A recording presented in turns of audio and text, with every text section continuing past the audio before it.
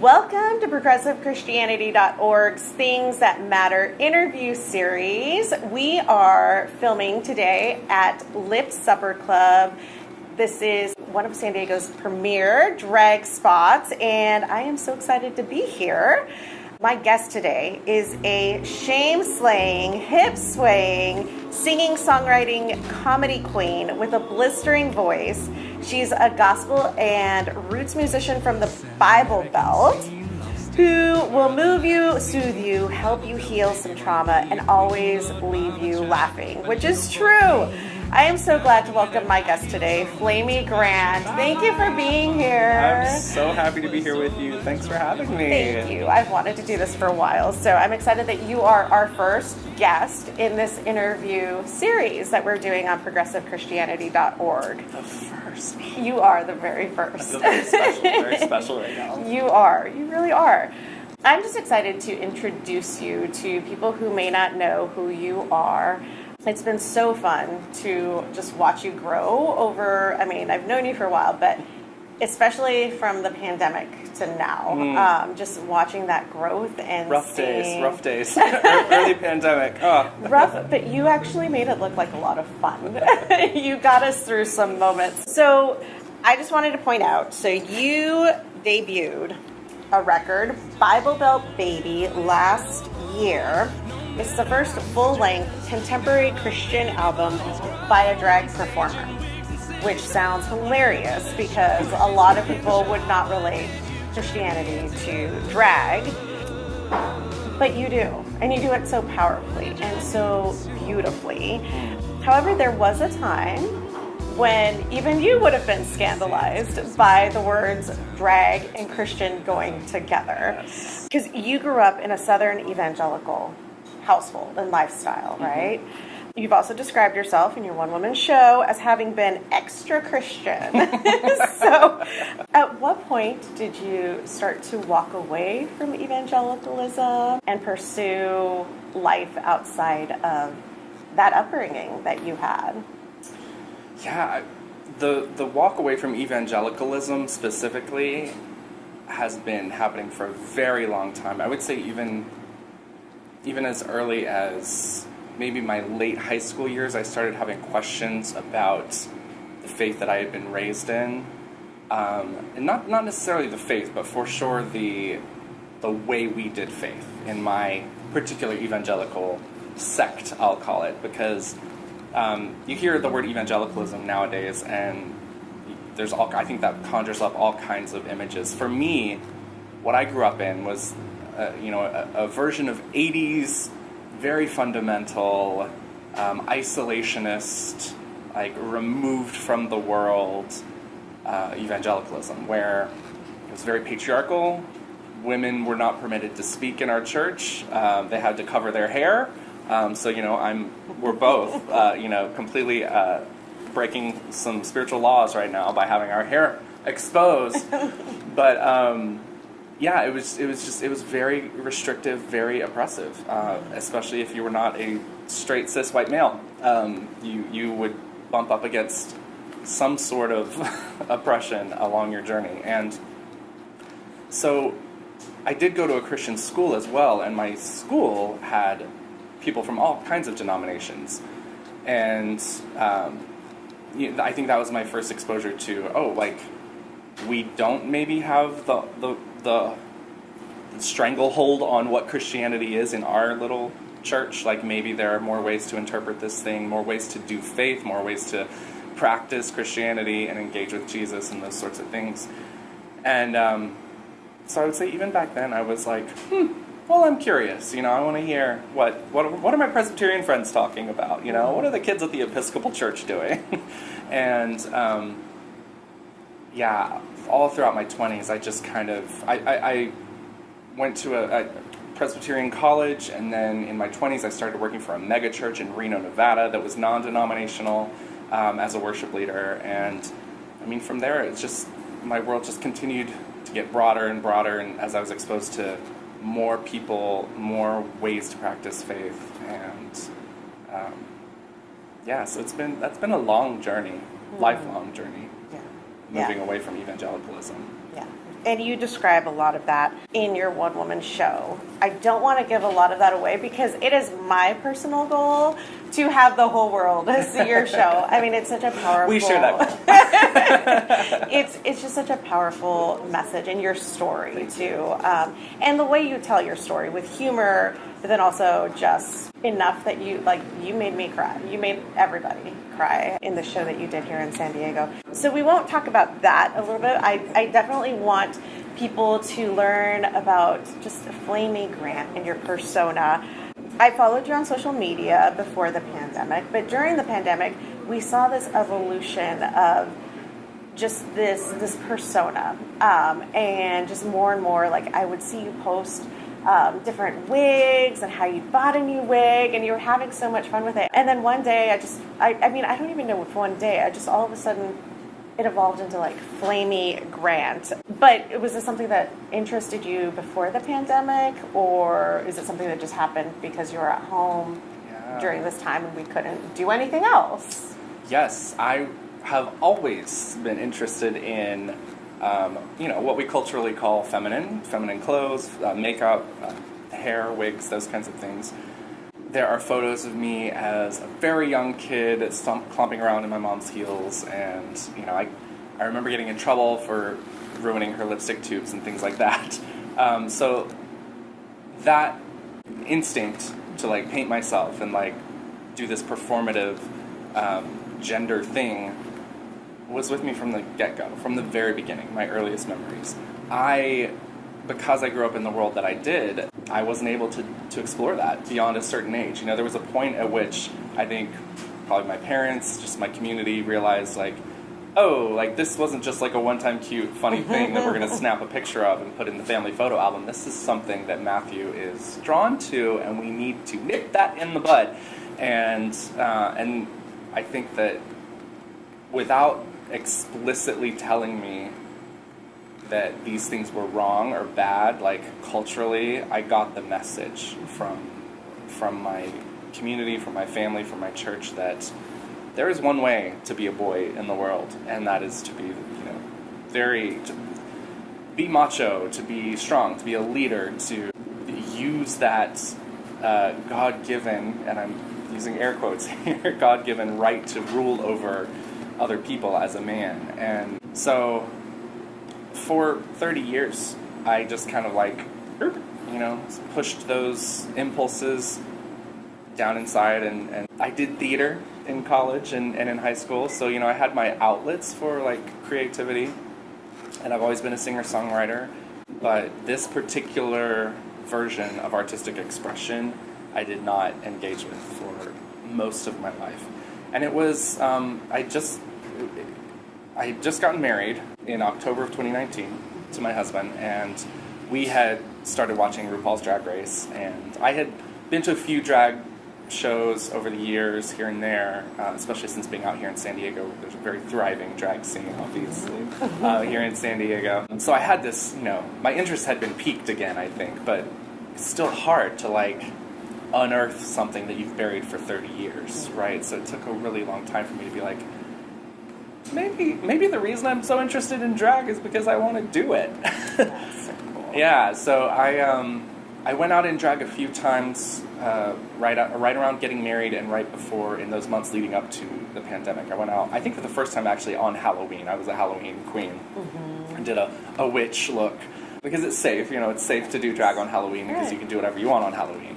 And then I started going to like friends' house parties in drag and things like that. And then, but I didn't have a lot of time. I was very busy, just like we all were before the pandemic. We fill our lives with whatever we've got going on, and so I just didn't have time to practice drag. And once that lockdown hit and we were all at home and sheltering in place, I had hours and hours to fill. And a lot of people got a sourdough starter. I got a makeup So kit true. starter. This is how I spent my pandemic, was learning to paint. I did any YouTube tutorial I could find, just watching online drag performances anywhere I could. And so especially the first year and a half when things were really like, you didn't leave your house during the pandemic, that's what I was doing. Yeah. We started a live stream. I house share with a couple other musicians, so we started a live stream and did a little cover concert every Thursday night. Mm-hmm. And yeah, that's kind of where Flamy evolved and came to be.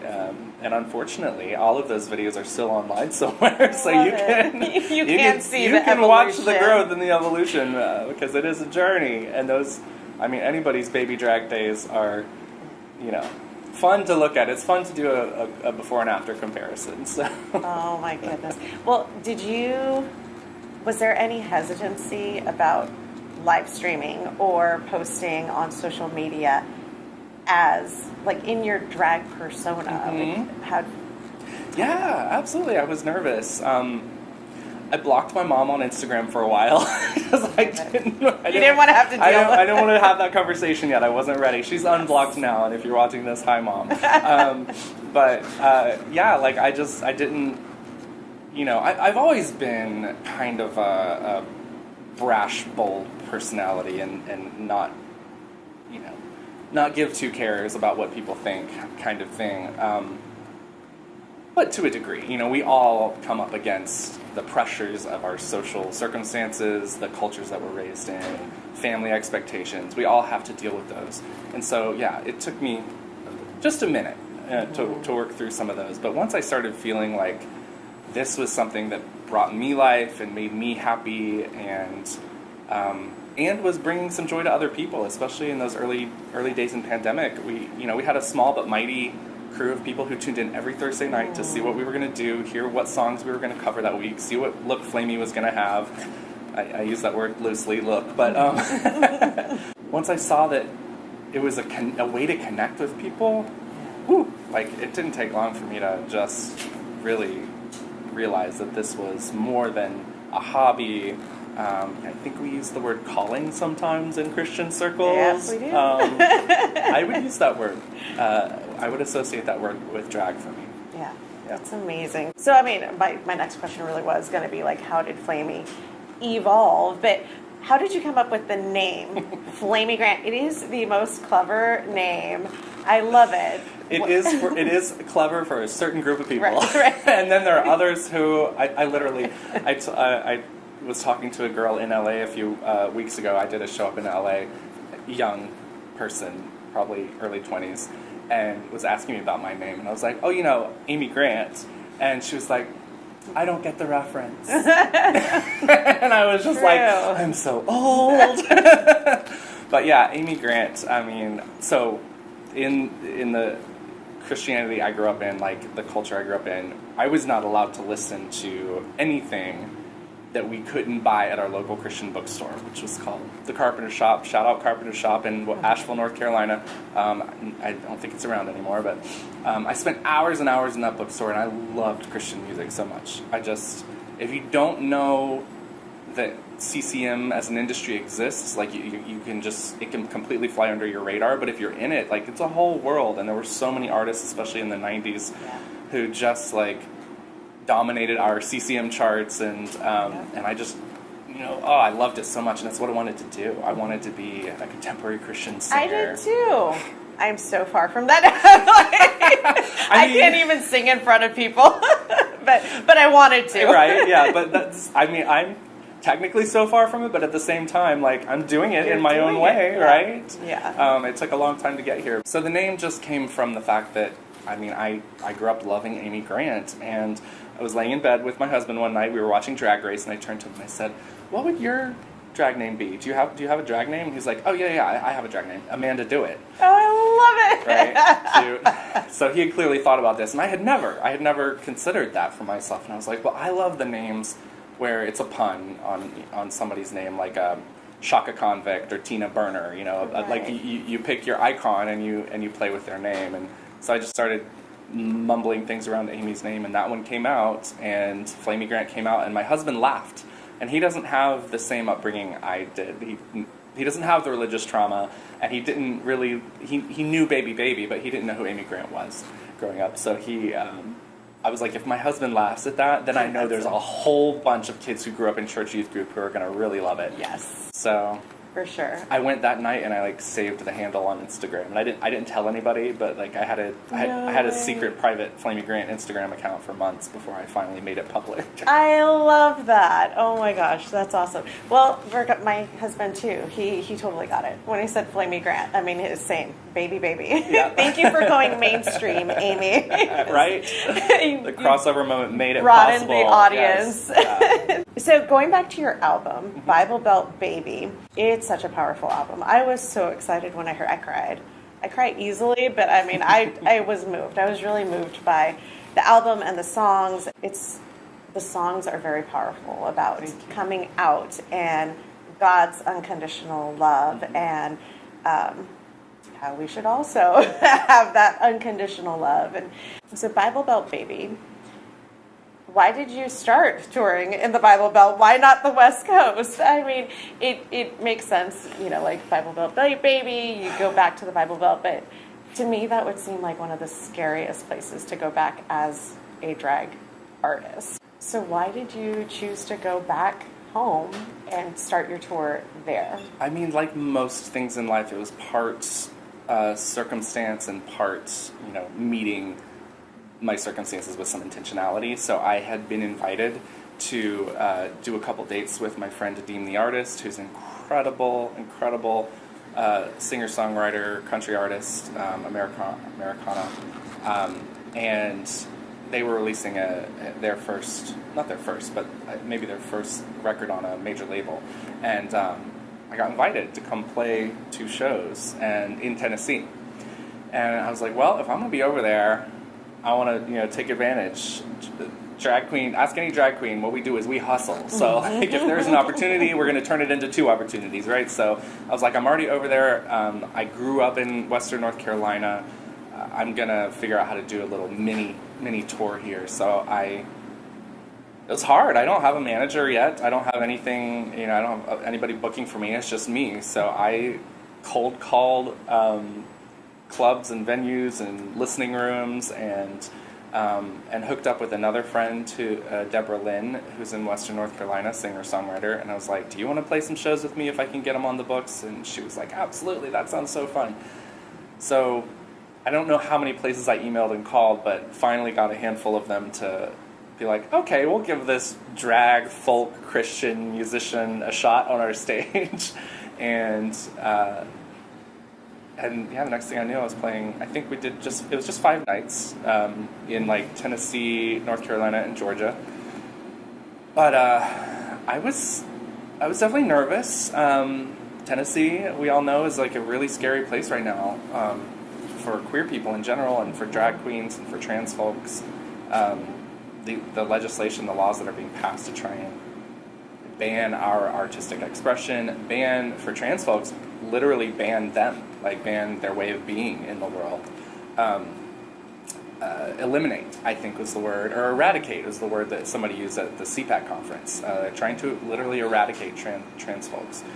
So yeah, there was some fear, there was some nerves, but like I said, I'm also kind of this. I have this weird like optimism that I can win anybody over at the end of the day. You know, I you probably can. It's just been my experience that in college, like all my friends' parents loved me. I'm just that. I'm that person. Like your mom's gonna love me. Believe me, your mom, she loves me.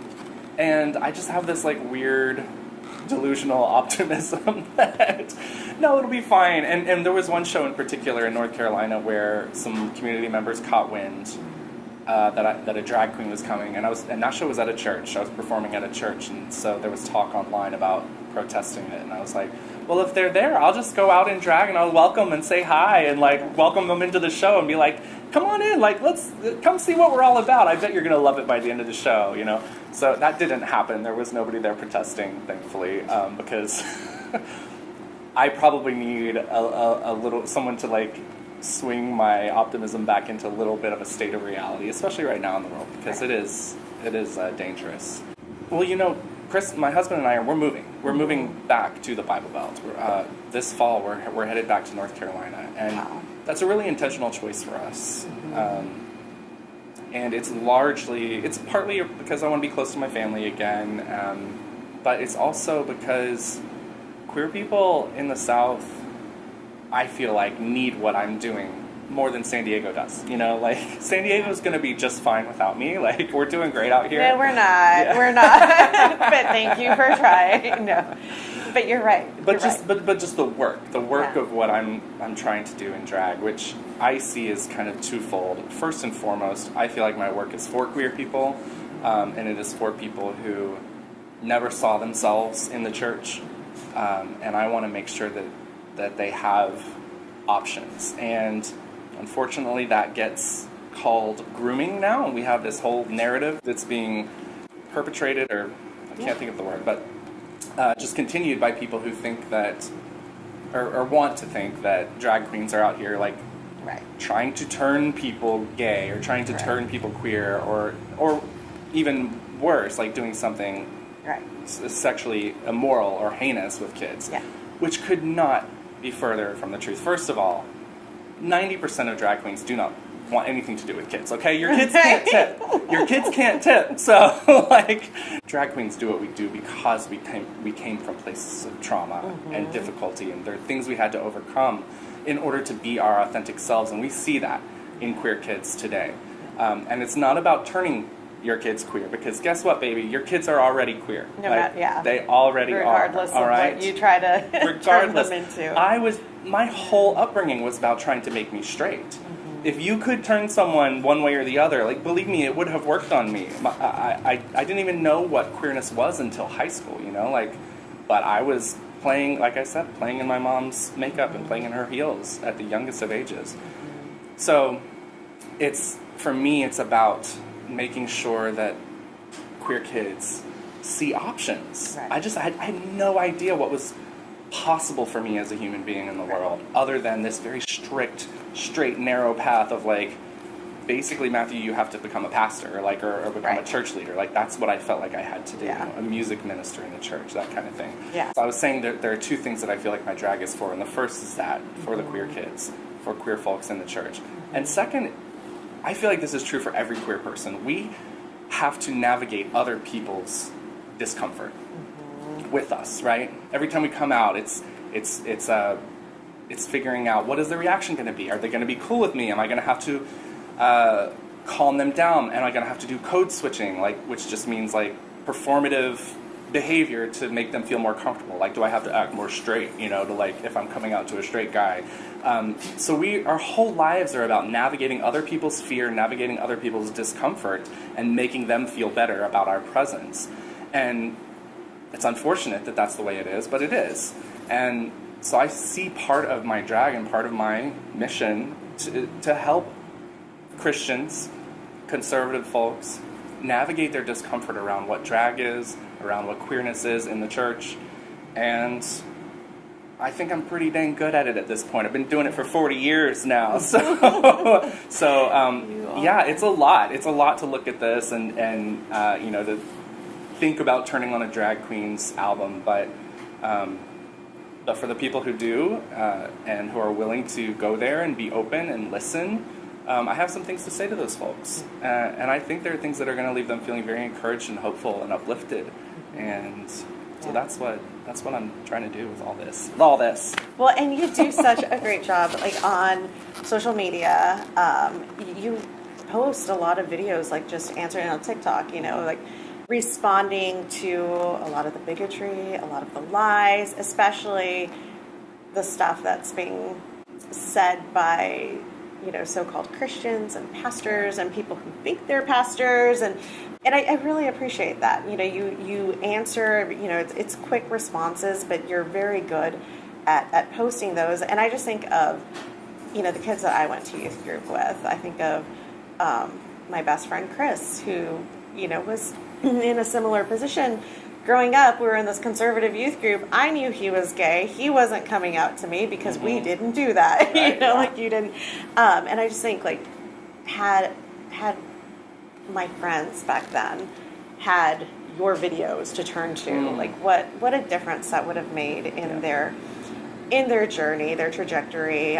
You know, so you have some very powerful snippets, but then you also have your album and your songs and your show that are incredibly inviting, and I love that, because you just listen to the lyrics and you tell your story, and you tell it in such a beautiful way, and you talk about God's unconditional love, which is the stuff that we should be hearing. So, given the trauma that Christianity and churches, as it, the church as it's evolved over centuries, but given the trauma that the church has imposed, what in the world made you think that being a Christian drag artist or having a Christian album, what made you think that would work? Like, why choose Christian? I mean, like, why not just a folk album? What made you turn towards, like, a contemporary Christian album? Welcome to my inner monologue of the past year and a half, trying to figure out why I'm doing this the way I'm doing it. There was a point at which I completely, fully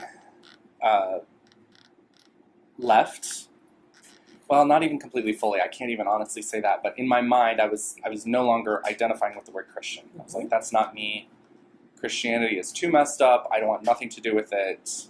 I've been hurt by it too much. I've seen too many other people who've been hurt by it. It's hard to see it being redeemable.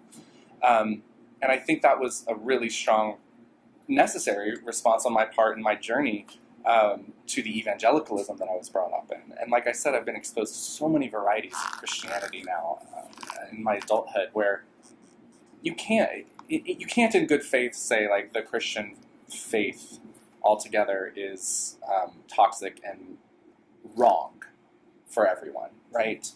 Because there are communities that have long been affirming and welcoming and open to LGBTQ plus folks, and there are traditions that are centered around social justice and centered around, loving the least of these. I mean, the Bible itself is very clear that we care for the ones who need it most, the widow, the orphan, and in my mind, the Bible is very clear and explicitly clear that love is for everyone, unconditional love is for everyone. So, my pendulum swung, and then it swung back more towards something that's maybe more left of center, if you will, when it comes to the Christian faith. Now, at the end of the day, there are probably a lot of things that I don't necessarily believe that a lot of Christians would say are required to call yourself a Christian. You're speaking my language. Right? Like yeah. Literal resurrection, some of the literal things in the Bible, things like this. Like, I don't feel, ultimately, it doesn't come down to belief for me anymore. Mm-hmm. Because the thing about belief, there's no such thing as a true belief. That's why we have to call it a belief. Like, we can't prove it. It's not scientifically knowable. It's not knowable physically with our hands and bodies. It's just, we say, well, I believe this. I think that that's what's out there waiting for me. Or I think that there's a deity doing this, working behind the scenes. But it's my belief. It's my conviction. It's not truth. Mm-hmm. And that's not to disparage anyone's belief, because my own beliefs, I look at that way. Like, I look at my own beliefs as being not true. They're simply my convictions. So, coming back to your question of why do this as a Christian drag artist, at the end of the day, it's what's in my bones. Mm-hmm. It's what I know. You can't come up in the Bible Belt raised in such a fundamentalist, all-consuming version of faith. And what I mean by that is that, there was no part of our day that wasn't colored. We didn't see through the window panes of, like, a church stained glass window. Our whole life, church, school, home life, everything was about, the end goal was always to glorify God, to praise God, and to save other people, right? So it's just the language I speak. It's the music I grew up loving. Mm-hmm. It's just in my bones. And so I know how to speak to people in the church as well. Like, that's the flip side of it. It's like any potential audience, like, I feel like that's my potential audience. Mm-hmm. Because there's a shorthand, we don't have to explain. It's kind of like queerness, like with queer folks, like, we have a shorthand because we have similar shared experiences growing up, and you can just instantly know what someone has gone through. It's kind of the same with people who grew up in evangelicalism. Yeah. So, my friend Semler, who's a queer artist, a queer Christian artist, had the very first number one album on the Christian music chart charts by an out person, an LGBTQ plus publicly out person in the first year of pandemic. So that was 2020, I think. I remember that. I got to know Semler online, and we've now, Semler's on my record. I've played shows with them, and they're a good friend now. So they did that. They released their album Preacher's Kid on the Christian charts, and I watched it go to #1, and I watched them do their thing and thrive and just create so much space for kids who didn't have that kind of representation in media and in art. And I was like, I mean, at the end of the day, I did go back and forth a whole lot. I was like, I don't want to do this. I don't want to put out a Christian album. I don't want to be a Christian drag queen. You're making your childhood dreams come true. You're I a am. CCM artist. I wanted to be a CCM artist, and then I saw what it could do for people by watching Semler do it, and I was like, that's it. Like, there needs to be a drag queen in this space, and I think it's got to be me because I freaking named myself Flamy Grant. Flamy Grant. Where else could you? Well, and I think it's important because, I mean, for so many reasons, but like contemporary Christian charts have to pay attention to you all. Like they're being forced to kind of just reckon with this idea, and then you have people like, well, you know, bringing it back to Amy Grant. You know, she was the queen of contemporary Christian music when you and I were growing up. And here she is vocally showing support for the LGBTQIA community. Thank you, Amy. For her niece, you know, she hosted her niece's wedding, and her niece is LGBTQIA identifying.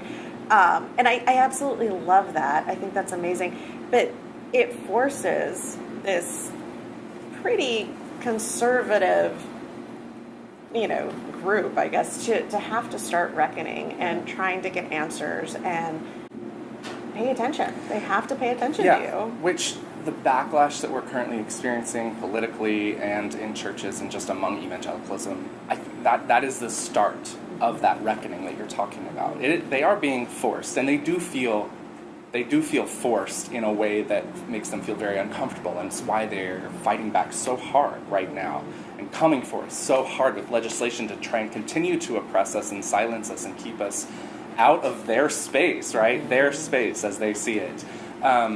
Because they've never had to reckon with this before, and it's uncomfortable and it's hard, and unfortunately the people who stand to lose the most power by queer folks living our bold, brave truth in those spaces are going to fight really hard to retain that power.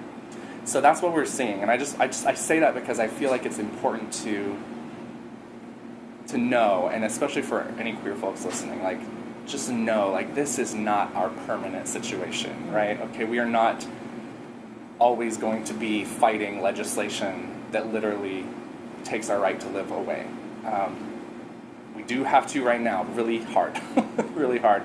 And older generations of queer folks will tell you the same thing, and people of color will tell you the same thing as well. You go back and watch civil rights videos from the 60s and see how much hate there was in those streets for people. Go watch Ruby Bridges walk to school. Like, we're in one of those moments now for queer folks, and it will not be our forever. But I just feel like it's important to acknowledge that we're starting a change, and change is hard, and change brings out the worst in some folks. It does, and it's very scary, but the conversations are happening.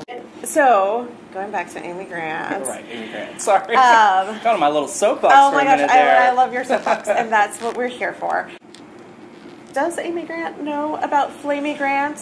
You know, I don't know for sure, one way or the other, but I do know her team knows about me. I know her management has been like hand delivered, not hand delivered, but personally sent digital access to like my album and things like that. So I feel like she probably has to at least know, like, there's a drag queen out there using her name. I don't know. I'm sure she's flattered. I hope so. I would be. I mean, my gosh, I hope on. so. I hope drag for most people would be like the sincerest form of flattery, right? Yeah. Like, I think it's a big deal when you are an icon and yes, there are drag queens who want to like recreate what you brought into the world. So, And not that I'm not obviously not doing like an Amy Grant impersonation. It's more of an homage and an appreciation for what she's brought into the world. Definitely. So one day, like the dream is to like sit down with Amy wait. Grant and get to have that conversation, or maybe sing a song with her. That like, would be amazing. That would be so wild. So I want you to sing a song for us, but before we do that, this is for those who are progressive Christian lifers. You probably will not understand this, but for the good percentage of you out there who grew up in more evangelical households, conservative, I grew up listening to CCM. I was allowed to listen to whatever I want. Thank you, Mom and Dad. I appreciate that. But I was obsessed with like DC Talk and with, I had a huge crush on Kevin. And so I want to go back and forth. Obviously, you're a huge Amy Grant fan. She was also my favorite female artist. Who is your favorite contemporary Christian music male, like, soloist? Ooh, well, I mean, I loved Stephen Chris Chapman and Michael W. Smith, like, for sure. I thought Stephen Chris Chapman was, like, the most brilliant songwriter ever. Especially the song about dinosaurs, right? No, just kidding. He Look, himself everybody says has, everybody has their hits and misses, their ups and downs, their highs and lows. Kidding, I mean, Newsboys put out some amazing records, and they also wrote Breakfast in Hell. So, like, you just can't win them all. But actually, my favorite was a gentleman by the name of Clay Cross. Did you? Oh, yeah. You listened to Clay? I did. Yeah, just a soulful, gospel-y, gospel pop. And you want to talk about crushes? Really? That's awesome. Go Google Clay Cross, "Time to Believe." That album cover right there. Like, that is permanently seared into my memory. I had such a crush on that man. He was actually my first concert. Oh my gosh. Okay, Yeah. So Michael W. Smith was mine. He was my male CCM crush. Oh, yeah. To this day, I still, it's Michael W. Smith. Yeah. That Clay Cross, oh my gosh. Okay, so band, contemporary Christian music, band, or, rap group, if you wanted to throw DC Talk. Who was your favorite? Ooh, this is good. I mean, I did love the Newsboys, especially Step Up to the Microphone, Love, Liberty, Disco era. Oh, yeah. I thought those were two excellent albums. I mean, I listened to, For Him and Point of Grace and like For all Him? that. I tried to sing a Point of Grace song with a group once, and oh my gosh, that was not easy. Oh. They had some bangers. I know, I guess I would probably say Newsboys for band. Nice. Yeah. Well, so mine was DC Talk until college, when I got really into Caedmon's Call. Oh, gosh. Which is... How did I forget about Caedmon's Call? Well, because that's like I'm the same. Post, that's it would be kinda... Newsboys for high school, and then college came around, and Caedmon's Call. And that's a good segue for Derek Webb, who was one of the first artists that I realized had stepped away from contemporary Christian music, and for really good reasons, but just the music he has produced and come out with in recent years, has just been mind-blowing. But the songs that you have done with Derek, both on your album and on Derek's album, which is wild to me that it's amazing. We can talk about that. Cool. The songs I've done with Derek Webb, huge name in contemporary Christian music, but they're the most moving songs. I will not lie. When I heard the one on Derek's most recent album, I bawled my eyes out. I was listening. You had just released it. I was sitting at home alone, and all I could think about was my friend. So my friend, by the way, just died in September, but he was one of my dearest pals. And I just thought of him that whole time. Oh my gosh, y'all have to listen to it. I'm gonna let you sing now, but Derek Webb and Flamy Grant, y'all need to keep collaborating, because those are some powerful songs. Thank you. I feel so lucky to call Derek a friend now, and he's been the most, if you want to hold up an example of allyship from a straight cis white man, Christian person in the Christian space, Derek Webb is my be-all end-all of what allyship should look like. And that song, Boys Will Be Girls, is on Derek Webb's brand new album, and I highly encourage you to go listen to it. It's beautiful. Definitely. And I think what we'll do is hopefully we can put some links in there for some of these songs that we're talking about. And I bawled. Both of the songs, oh my gosh. So I'm going to say goodbye and thank you for just taking time. Thank I'm you. so glad that It's we were been an able to honor. do this. I absolutely love you. I know that things are just going to get bigger and better for you, especially as you move far away. I'll be back. I promise. I'll spend Yes. at least a week in San Diego every year. More. Hopefully more. You won't have time for everybody in a week. Thank you for taking time, and we will leave everybody with a song. So, Thank you.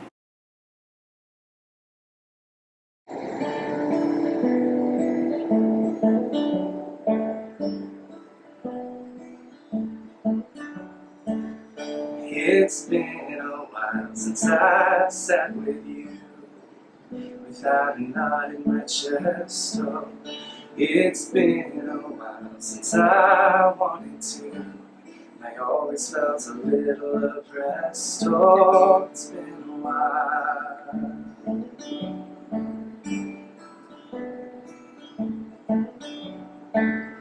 It's been a while since I went ahead and let down my guard, 'cause I carry the weight of the words you said. That makes it just a little bit hard to reject the lies you perpetuate. You're not the keeper of the pearly gate, and it's been a while, but I'm coming back to fight for my place. A good day to come back home. You sent me away, but I was never alone. You were afraid that was not enough, but you can't run out of love. So I'm here to stay, and I'm sitting in the front row. It's a good day to come out of the shadow. God made me good in every way. The sun raised my voice to celebrate a good day.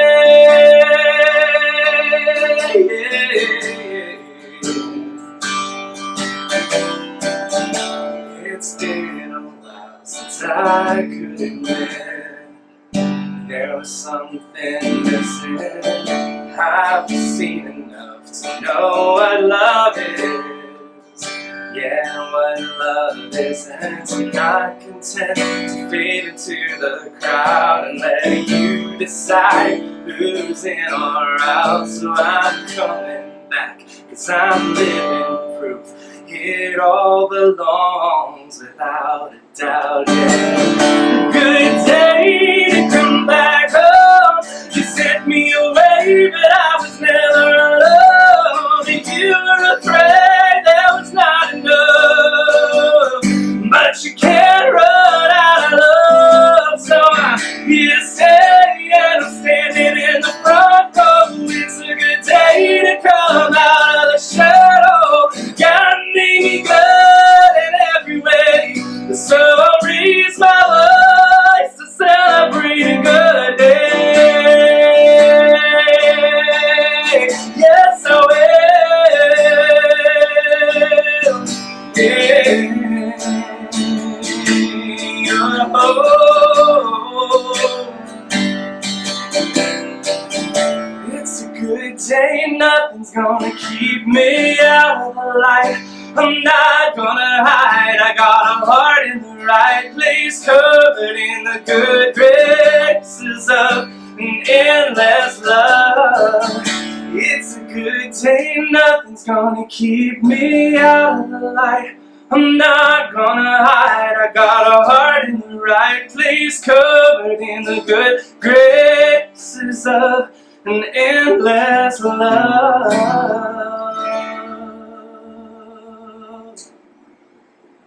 woo!